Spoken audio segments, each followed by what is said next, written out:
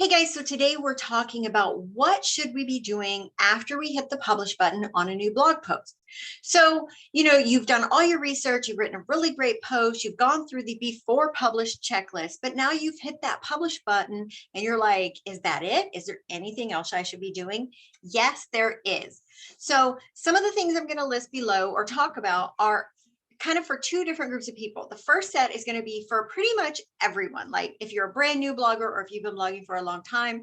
And then I'm going to add some additional tasks that if you are further along in your blogging journey and venturing out to email and social media and all the other things, these are some tasks that you also want to complete as soon as you finish publishing a new post. Okay, let's get started.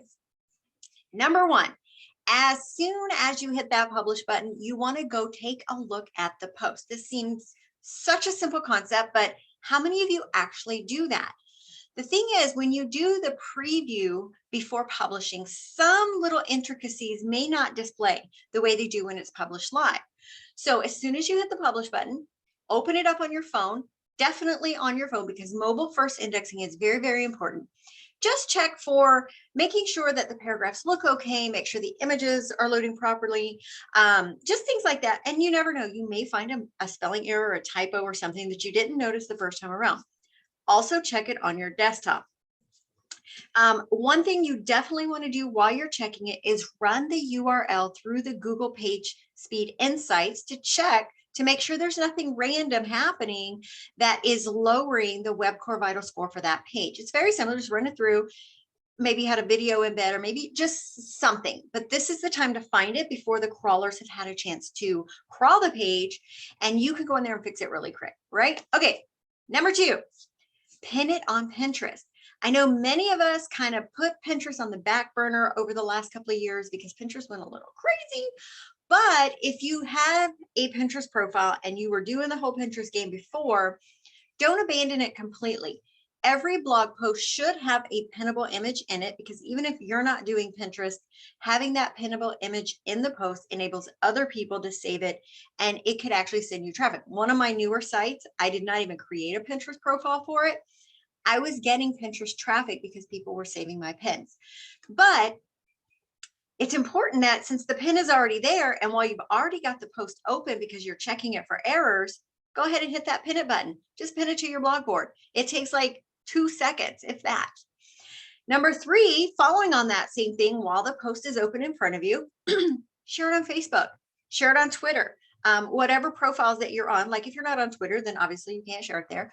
But if you do have a Facebook page or a Twitter profile for your blog, go ahead and pin it, share it, Facebook it, or tweet it right then and there. I mean, literally, you're already in it. So what's another 2 seconds to just go ahead and share it?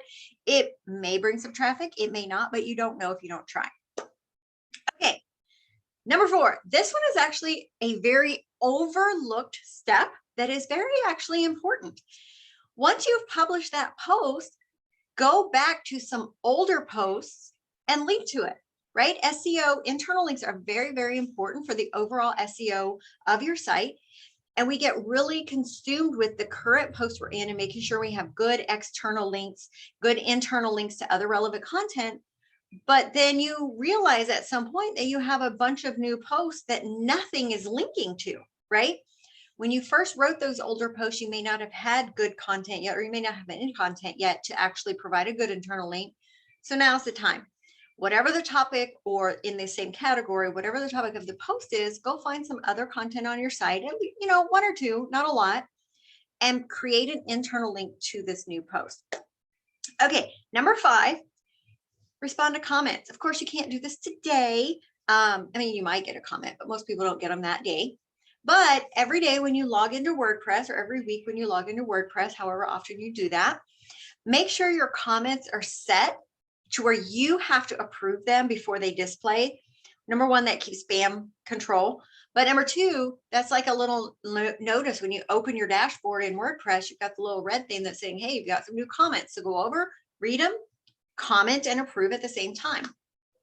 Okay, so those are 5 things that everybody kind of should be doing, whether you're brand new or you've been blogging for a long time. Okay, so now these other ones that I'm going to mention are for those who are a little further along in their blogging journey and have actually started doing other things. Now, if you are literally just getting your blog started, I don't recommend you do these things, right? Because you need to focus on your traffic. You need to put all of your energy, all of your time, all of your effort into creating good content. But after a year or beyond, you're going to start building an email list. You're going to start getting more engaged and active on social media and possibly building a YouTube channel. So if you are in any of these places, here are some additional tasks you want to do as soon as you hit that publish button. Share it in your weekly email. So if you're sending an email out every week, hopefully you have that planned out, like 52 weeks. This is what I'm sending out each week. These are the blog posts. Make sure you add the new stuff into your calendar somewhere. You could also add it as a section if it's more of a resource type. So instead of it being like the one post you send out that week, you could add it into your little, here's some additional resources in your newsletter template. I do have a whole tutorial on that. Okay, number 2 or number 7, depending on how you look at this, create a Pinterest idea pin or 2. If you are to the point of now trying to actually start making Pinterest work for you, or trying to, we can't make Pinterest do anything. But if you're actively like working on your Pinterest account, you know that just a blog post pin isn't going to grow your profile anymore. Yes, you should still be adding those because at some point, usually a few months, it takes for those actual pins to start generating traffic. But Pinterest is on the video bandwagon right now, and idea pins are where it's at. Not video pins, but idea pins. I have a whole tutorial for that. But by adding adding idea pins, Pinterest rewards you by then showing more of your regular pins in the feed. And so whatever the topic of your post is, just create a couple. I mean, you could do just one, keep it simple. I like to create a few different ones that kind of present the topic in different kind of perspectives or ways. And that way I have one, not just one today, but maybe for a couple of days, I can go in, upload them all to the drafts. That way they're all there, and then just open Pinterest, pin it, boom, I'm done. So that is how you can utilize Pinterest to really start working for you until they change it. Okay, let's see, 5, 6, 7. Number 8, make an IG story. Why? If you are active on Instagram, you should know that Instagram is not going to be a huge source of traffic to your website. Now, you can get traffic from Instagram, but you really have to have a very good strategy. But compared to other social platforms, Instagram typically is the lowest traffic sender. But also, sorry, before the but, also, you cannot put links in your Instagram posts or your videos or any of that. But here's the but. You can put a link in your Instagram stories. Many of you may not know that. I have a whole tutorial that talks about that. So publish your blog post. Actually, the Pinterest idea pin that you made, you could actually use that as your story, right?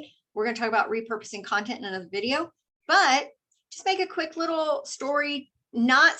Please don't say, new post up, go check it out. Here's the link. Don't say that because nobody's going to click on it, really. I mean, you might have a few loyal followers, but in general, that's not going to work.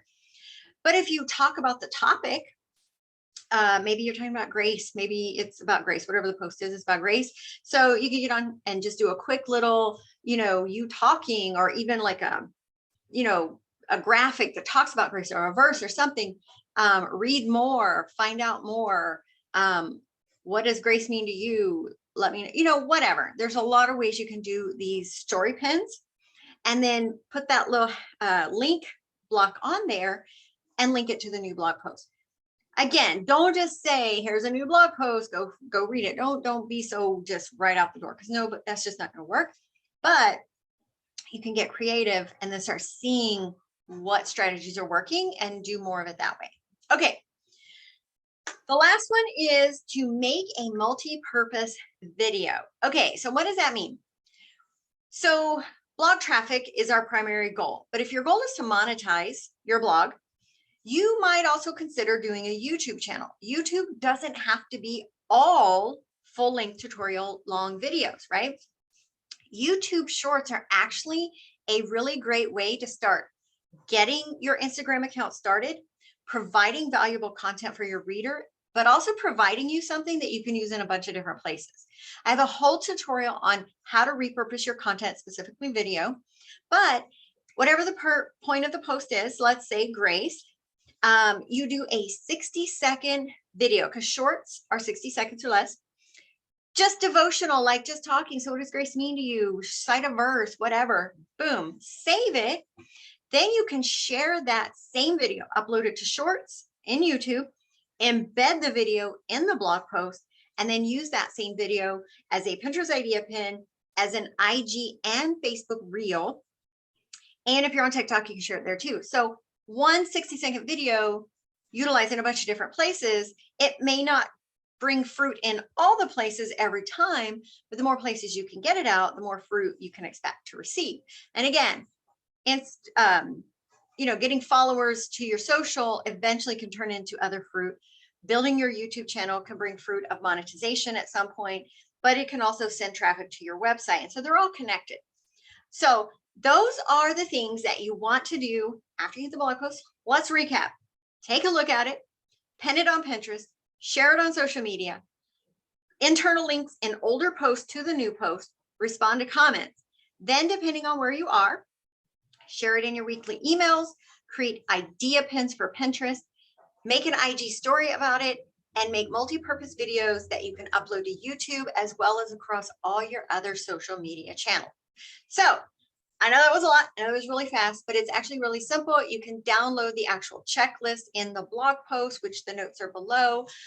So I'd love to hear anything else that you might do that maybe I missed, or maybe I could add or hadn't thought of to help boost along the content that we're creating. All right, guys, I will see you soon.